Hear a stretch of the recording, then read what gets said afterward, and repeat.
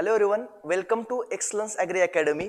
आजपासून आपण कॉटन कॉर्पोरेशनची जी एक्झाम होणार आहे शनिवारी, त्या एक्झामच्या दृष्टीने जे महत्त्वाचे मुद्दे आहेत ते सगळे मुद्दे आणि प्लस त्यावरती येणारे क्वेश्चन आजपासून आपण लेक्चर सिरीजमध्ये डिस्कस करणार आहोत. तर आज जो विषय घेऊन मी आलेला आहे त्याच्यावरती आतापर्यंत कॉटन कॉर्पोरेशनच्या प्रत्येक एक्झामला 5 ते 6 क्वेश्चन विचारले जातात. तर तो विषय आहे ॲग्रिकल्चर मायक्रोबायोलॉजी. तर ॲग्रिकल्चर मायक्रोबायोलॉजी मध्ये महत्त्वाचे मुद्दे कोणते कोणते बघायचे आहेत. तर बघा, ॲग्रिकल्चर मायक्रोबायोलॉजी मध्ये पहिल्यांदा आपल्याला बघायचे की मातीमध्ये म्हणजे सॉइल मध्ये सर्वात जास्त आढळणारे कोणते मायक्रोब्स आहेत. नंतर नायट्रोजन फिक्सेशन वरती कोणते कोणते मायक्रोब्स वापरले जातात. ऍक्च्युली मायक्रोबायोलॉजी म्हणजे स्टडी ऑफ मायक्रोब्स. सो त्या रिलेटेड जे ज्या गोष्टी महत्त्वाच्या आहेत त्या सगळ्या छोट्याशा व्हिडिओमध्ये मी तुम्हाला डिस्कस करणार आहे. तर सुरू करूया PYQ पासून आणि पुढे आपण काही क्वेश्चन आणि कन्सेप्ट कंटिन्यू घेणार आहे. सो माझं म्हणणं आहे की व्हिडिओ तुम्ही शेवटपर्यंत बघा आणि व्हिडिओ आवडला तर लाईक करा, शेअर करा. आपला पहिला क्वेश्चन आहे जो 2020 ला विचारला होता. According to soil microbiology view point, the most important role of fungi play in soil. म्हणजे फंगायचा सॉइल मध्ये काय रोल आहे. तर बघा, फंगाय ह्या सॅप्रोफाइट आहेत म्हणजे त्या डिकम्पोजर म्हणून ओळखल्या जातात. तर फंगाय आता ऑप्शन मध्ये जर बघितलं तर डिकम्पोजिंग, डिसइन्फेक्टिंग, रिड्युसिंग, डिकम्पोजिंग. महत्वाच्या फंगाय काय असतात? डिकम्पोजर्स असतात. तर डिकम्पोजिंग इनऑर्गॅनिक मॅटर नाही येणार. डिसइन्फेक्टिंग काही संबंध येत नाही. Reducing the growth of weed काही संबंध येत नाही. याचा आन्सर आहे डिकम्पोजिंग ऑर्गॅनिक मॅटर. फंगाय बद्दल बोलायचं झालं तर हे fungi are the group of saprophyte. They derive their food from dead and decaying material. म्हणजे मेलेल्या आणि कुजलेल्या मॅटर पासून ते स्वतःचं फूड डिराईव्ह करत असतात by the process of decomposition. ते डिकम्पोज करून त्यामधून फूड मिळवतात आणि काही न्यूट्रिएंट सॉइल मध्ये रिलीज करत असतात. ठीक आहे. सो फंगायचा रोल बघितलं तर डिकम्पोजिंग ऑर्गॅनिक मॅटर. हा क्वेश्चन 20 ला विचारला होता. पुढचा क्वेश्चन आहे की agriculture microbiology is concern with. Agriculture मायक्रोबायोलॉजीचा कन्सर्न काय आहे.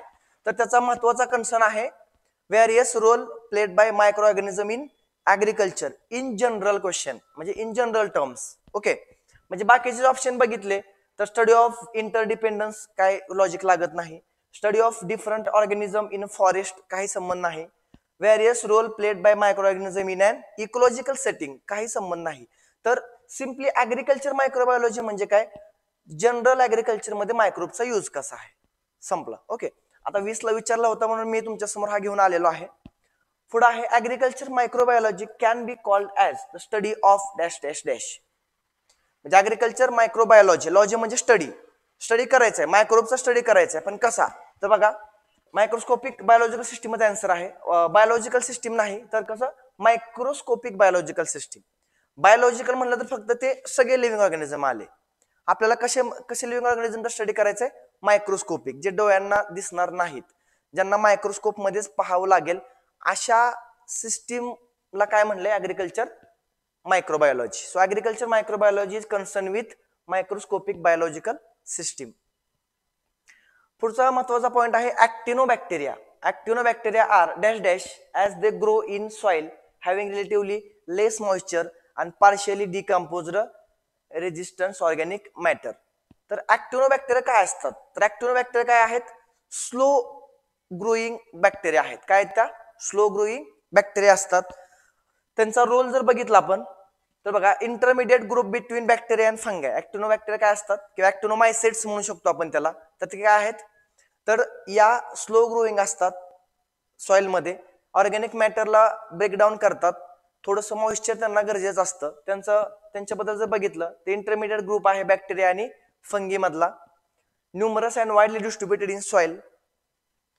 Abundance is next to bacteria. म्हणजे सगळ्यात टॉपला कोण आहे, बॅक्टेरिया. सॉइल मध्ये सर्वात जास्त मायक्रो ऑर्गॅनिझम कोणते असतात, कोणत्या स्पेसिसचे असतात, तर ते बॅक्टेरिया येतात.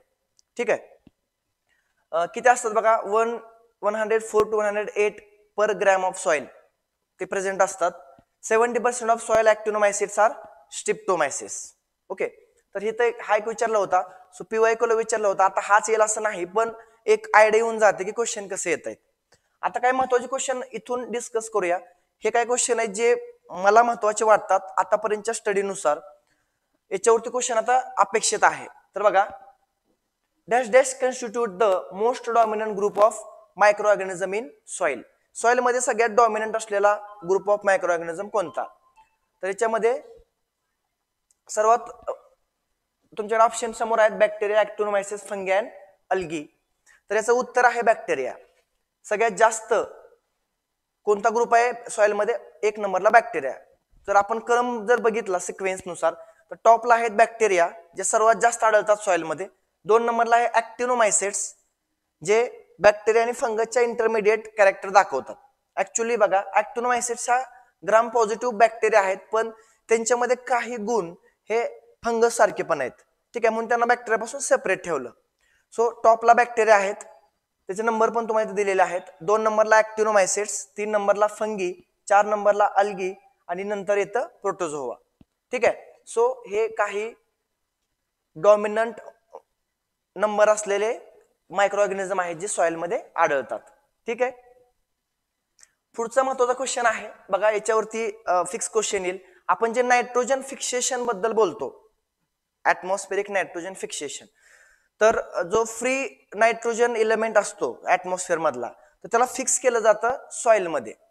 तर ती प्रोसिजर जर बघितली आपण, तर हवेमध्ये नायट्रोजन आणि हायड्रोजनची रिएक्शन होऊन अमोनिया तयार होतो. हा अमोनिया पावसाच्या पाण्यासोबत कुठे येतो? सॉइल वरती येतो किंवा जमिनीवरती येतो. तिथं आल्यानंतर काय होतं? तिथं आल्यानंतर जी पुढची प्रोसिजर आहे ती आपण काही एमसीक्यूच्या फॉर्म मध्ये डिस्कस करूया. आता जो नायट्रोजन सॉइल मध्ये येतो, त्या नायट्रोजनचं म्हणजे आता तो सॉइल मध्ये आला कुठल्या फॉर्म मध्ये? अमोनियाच्या फॉर्म मध्ये. नायट्रोजन आणि हायड्रोजनची रिएक्शन होऊन अमोनियाच्या फॉर्म मध्ये काय झाला? तो सॉइल मध्ये आला. सॉइल मध्ये आल्यानंतर जे पुढे मायक्रो ऑर्गॅनिझमचा रोल आहे तो आपण इथं डिस्कस करूया. बघा, सॉइल मध्ये आल्यानंतर अमोनियाचं काय होतं? ऑक्सिडेशन होतं. अमोनियाचं काय होतं? ऑक्सिडेशन होतं. आणि काय तयार होतं? नायट्राइट्स तयार होतात, NO2 तयार होतो. ठीक आहे, क्वेश्चन काय आहे? Nitrites are formed by the oxidation of ammonia with the help of bacterium species namely dash. कोणता बॅक्टेरिया आहे की जो अमोनियाचं कन्व्हर्जन नायट्राइट मध्ये करतो? IMP क्वेश्चन आहे, डोक्यात ठेवा. Which of the following organism is responsible for conversion of ammonia to nitrites? तर त्याचं उत्तर आहे नायट्रोसोमोनास. नायट्रोसोमोनास हा बॅक्टेरिया काय करतो? अमोनियाचं कन्व्हर्जन नायट्राइट मध्ये करतो. तुम्ही जर रिएक्शन बघायला गेला तर बघा, first ammonia is oxidize to nitrite. पहिली स्टेप आहे सॉइल मध्ये आल्या काय होते बघा, अमोनिया प्लस ऑक्सिजन रिएक्शन होऊन काय तयार होतो? नायट्राइट, NO2 म्हणजे नायट्राइट. पुढे नायट्रेट येणार आहे. नायट्रेटच्या वेळेस NO3 होते. नायट्राइट स्पेलिंग बघा, RITES. ठीक आहे, नायट्राइट्स NO2, नायट्रेट NO3. पहिल्या स्टेप मध्ये अमोनियापासून काय तयार होतो? नायट्राइट. आणि हे करण्यासाठी कोणता बॅक्टेरिया महत्वाचा आहे? नायट्रोसोमोनास. अजून काय बॅक्टेरिया आहेत बघा, पण म्हणजे कॉमनली जर क्वेश्चन आला तर नायट्रोसोमोनास वरती येणार. सो नायट्रोसोमोनास पहिल्यांदा लक्षात ठेवा, for conversion of ammonia to nitrite. Okay, कोण आहे त्यासाठी बघा, नायट्रोसोमोनास, नायट्रोसोलोबस, नायट्रोसोकोकस आणि नायट्रोस्पोरिया. ठीक आहे, ह्या महत्वाच्या 4 बॅक्टेरिया आहेत ज्या अमोनियाचं कन्व्हर्जन नायट्राइट, ही पहिली स्टेप आहे. ठीक आहे, नायट्रोजन फिक्स करायची. पुढचं आता जेव्हा आपला नायट्राइट तयार झालाय, तर नायट्राइटचं कन्व्हर्जन नायट्रेट मध्ये कोण करतो? असा क्वेश्चन येऊ शकतो तुम्हाला. So nitrites are converted into nitrate with the help of bacterium species namely dash dash dash. ठीक आहे, तर याचं उत्तर आहे नायट्रोबॅक्टर. तर नायट्रोसोमोनास म्हणलं का अमोनियाचं नायट्राइट मध्ये, आणि नायट्रोबॅक्टर म्हणलं का नायट्राइटचं कन्व्हर्जन नायट्रेट मध्ये. ह्या 2 बॅक्टेरिया महत्वाच्या अजून आहेत, पण क्वेश्चन खूप वेळा याच्यावरती विचारले गेलेले आहेत. सो तुम्हाला ते लक्षात ठेवायचे. याचं एक्सप्लेनेशन जर बघितलं आपण बघा, सेकंड स्टेप आहे नायट्राइटचं कन्व्हर्जन नायट्रेट मध्ये होतं with the help of oxygen, म्हणजे ऑक्सिडेशन होत असतं त्याचं. हे ऑक्सिडेशन करण्यासाठी या बॅक्टेरिया रिस्पॉन्सिबल आहेत. रिएक्शन काय बघा, NO2 प्लस हाफ O2 म्हणजे single molecule of oxygen get add to NO2 and forms NO3. म्हणजे काय होते? ऑक्सिडेशन होते आणि नायट्रेट तयार होतं. NO3 nitrate, NO2 nitrite. Okay, आता ऑर्गॅनिझम कोण कोण आहेत बघा, नायट्रोबॅक्टर आता आपण बघितला पहिला. दुसरा ऍस्परजिलस आहे, पेनिसिलियम आहे, सेफॅलोस्पोरियम आहे. हे काय महत्वाचे ऑर्गॅनिझम आहेत, ते पण रिस्पॉन्सिबल आहेत for conversion of nitrite into nitrate. ठीक आहे, हे लक्षात ठेवा. तुम्ही व्हिडिओ पॉज करून नंतर लिहून घेतलं. बघा ह्याच्यातलं एक तरी म्हणजे फिक्स 2 ते 3 क्वेश्चन फिक्स असणार, लक्षात ठेवा ह्यातले फिक्स असणार. सो खूप महत्वाचा व्हिडिओ आहे. व्हिडिओ आवडला असेल तर नक्की लाईक करा. आणि तुम्हाला अजून कोणत्या विषयावरती व्हिडिओ हवे आहेत ते तुम्ही कमेंट सेक्शन मध्ये टाका. ऍज अर्ली ॲज पॉसिबल तुम्हाला त्या टॉपिक वरती मी MCQ प्लस अशी इन्फॉर्मेशन तुम्हाला प्रोव्हाइड केली जाईल. आता नाइट्रेट तयार झाला, कधी कधी काय होतं याच्यामध्ये रिव्हर्स रिएक्शन होते आणि डिनायट्रिफिकेशन होतं आणि नायट्रोजन लॉस होतो. तर ही डिनायट्रिफिकेशन प्रोसेस करण्यासाठी पण काही मायक्रो ऑर्गॅनिझम गरजेचे आहेत. कोणते कोणते आहेत बघा. Denitrification is the conversion of nitrate back into largely inert nitrogen gas with the help of dash bacteria. So denitrification actually हा लॉस असतो नायट्रोजनचा, म्हणजे हा नायट्रोजन जो ट्रॅप केलाय तो लॉस होतो ऍटमॉस्फिअर मध्ये. आणि हे करण्यासाठी कोणत्या बॅक्टेरिया रिस्पॉन्सिबल आहेत, तर त्याचा आन्सर आहे क्लोस्ट्रिडियम अँड सुडोमोनास. 2 बॅक्टेरिया आहेत, clostridium and pseudomonas are responsible for denitrification. ठीक आहे, बघा मी सिक्वेन्सली आलेलो आहे. डिनायट्रिफिकेशन करण्यासाठी कोणते मायक्रोब्स आहेत, क्लोस्ट्रिडियम अँड सुडोमोनास. ऍक्च्युअली हा कन्सेप्ट खूप छान आहे, मी तुम्हाला सांगू शकतो, पण आता आपल्याला परीक्षार्थी व्हायचंय, एक्झाम जवळ आलेले आहे. सो जे महत्वाचे पॉइंट्स आहेत ते सांगतोय मी तुम्हाला. बाकी नंतर कधीतरी त्याच्यावरती व्हिडिओ होईलच, पण सध्या आपलं जे एक्झामच्या दृष्टीने महत्वाचे व्हिडिओ आहेत किंवा जे टॉपिक आहेत, जे क्वेश्चन आहेत ते आपण डिस्कस करूया. सो डिनायट्रिफिकेशन करण्यासाठी बघा 2 महत्वाचे बॅक्टेरिया रिस्पॉन्सिबल आहेत. कोण कोण आहेत त्या, सुडोमोनास अँड क्लोस्ट्रिडियम. बघा काय असते process. The process is anaerobic and performed by bacterial species such as pseudomonas and clostridium. Anaerobic म्हणजे काय असतं, इथं ऑक्सिजन लागत नाही, इन ऍब्सेन्स ऑफ एअर ही प्रोसेस होत असते. आणि काय होतं, it reduce the nitrate to gain oxygen and give out free nitrogen gas as a by product. ते जाऊ द्या, महत्वाचं काय 2 बॅक्टेरिया. आपल्याला मायक्रोज बघायचे. पुढे आहे which of the following phosphate solubilizing micro organism convert the insoluble rock phosphate into soluble forms. याला आपण बघा फॉस्फरस सोल्युबलायझिंग बॅक्टेरिया म्हणतो, PSB. बरोबर का. म्हणजे काय असतं, फॉस्फेट हा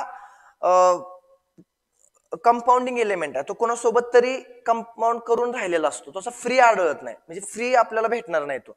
मग त्याला आपल्याला फ्री करावं लागतं आणि फ्री झाल्यानंतर तो काय करतो, प्लांटला अवेलेबल होतो. मग ते फ्री करण्यासाठी काय मायक्रोब्स रिस्पॉन्सिबल आहेत, ते कोणते आहेत बघा. ऑप्शन मध्ये क्लोस्ट्रिडियम, सुडोमोनास, नायट्रोसोबोलस आणि ॲझॅटोबॅक्टर. तर बघा याच्यामध्ये कोण येते, सुडोमोनास.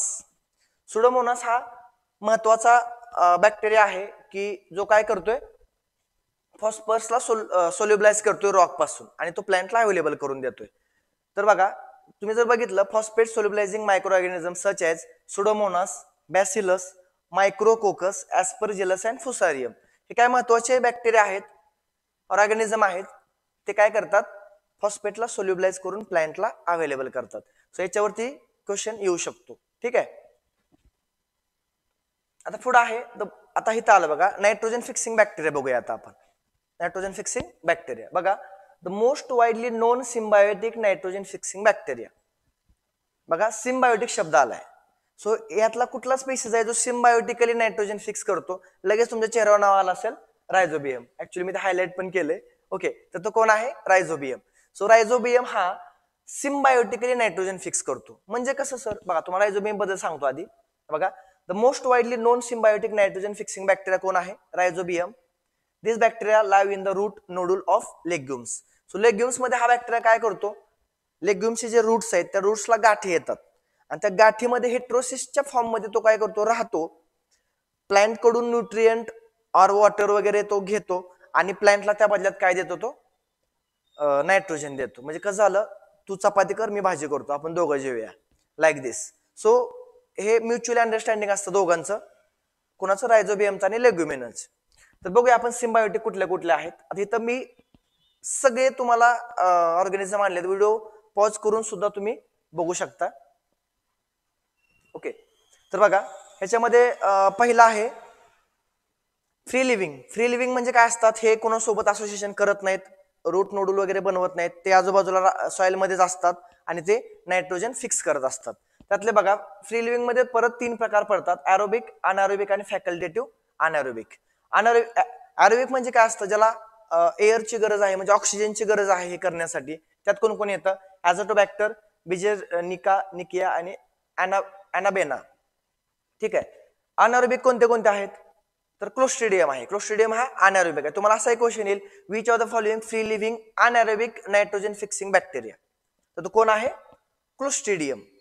ओके. तिसरा कोणता आहे, facultative anaerobic, which of the following free living facultative anaerobic responsible for nitrogen fixation, तर तो कोण आहे, क्लेस्बिसिएला. ओके. पुढचा आहे तो सिम्बायोटिक. सिम्बायोटिक म्हणजे त्याचं तुम्हाला मिनिंग मी आता सांगितलं. सिम्बायोटिक काय असतात, they fix nitrogen symbiotically, okay, with the help of root nodules. तर त्यात कोण कोण येतं बघा, rhizobium for leguminous plants, frankia, anabaena, azolla. Anabaena azolla rice field मध्ये वापरतात, तुम्हाला माहितच असेल. ठीक आहे. असोसिएटिव्ह सिम्बायोटिक कोण आहे, आझोस्पिरिलम आहे. Which of the following organism shows associative symbiotic nitrogen fixation, कोण आहे तो, आझोस्पिरिलम. फक्त पाठांतर महत्वाचं आहे, कन्सेप्टवर क्वेश्चन नाहीत, पाठांतर. एक्झाम्पल पाठ करायचं, एक्झाम्पल पाठ करायचं. पाठांतराशिवाय आपलं ऍग्रिकल्चरचं नॉलेज फॅक्च्युअल आहे आणि ते पाठांतरच करावं लागतं. ठीक आहे. ज्याचं पाठ होणार त्याचा स्कोर येणार. पुढचा आहे एंडोफायटिक कोण आहेत, ग्लुकॅनोसेटोबॅक्टेरिया, ग्लुकॅनोसेटोबॅक्टेरिया आणि बुर्क्युओलेरिया. तर अवघड नाव आहेत. ओके. तर हे काही मोस्ट जे आता ह्यात मी तुम्हाला सिम्बायोटिक पण सांगितले, नॉन सिम्बायोटिक पण सांगितले, असोसिएटिव्ह सिम्बायोटिक पण सांगितले. एवढे एक्झाम्पल व्यवस्थित करून जावा. ठीक आहे. आय होप तुम्हाला समजत असेल. व्हिडिओ फास्ट स्लो वाटत असेल तर तुम्ही ते स्पीड लावून बघू शकता. हे तुम्हाला लिहायचं असेल तर तुम्ही पॉज करून पण लिहा. पुढचा आहे which of the following bacteria shows symbiotic association with soybean crop. आता ह्याच्यावर पण क्वेश्चन खूप वेळा विचारलाय की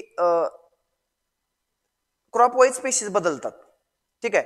त्याच्यामध्ये बघा आता रायझोबियम ही लेग्युमिनससाठी आहे, सोयाबीनसाठी पण रायझोबियम वापरला जातो, पण ही ह्यातला एक जो स्पीशीज आहे तो स्पेशली सोयाबीनसाठी आहे, तर तो कोणता आहे, ब्रॅडी रायझोबियम. कुठला आहे तो, ब्रॅडी रायझोबियम. आयएमपी क्वेश्चन आहे, महत्वाचा आहे. तर सोयाबीन क्रॉपसाठी कोण वापरतात, ब्रॅडी रायझोबियम.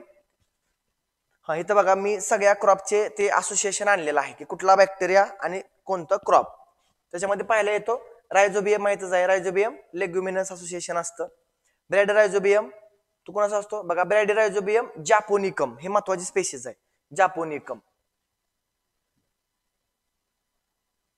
एक मिनिट थोडस, ठीक आहे. ब्रॅडी रायझोबियम जापोनिकम हा काय आहे, हा हा सोयाबीनसाठी स्पेशली वापरला जाणारा बॅक्टेरिया आहे.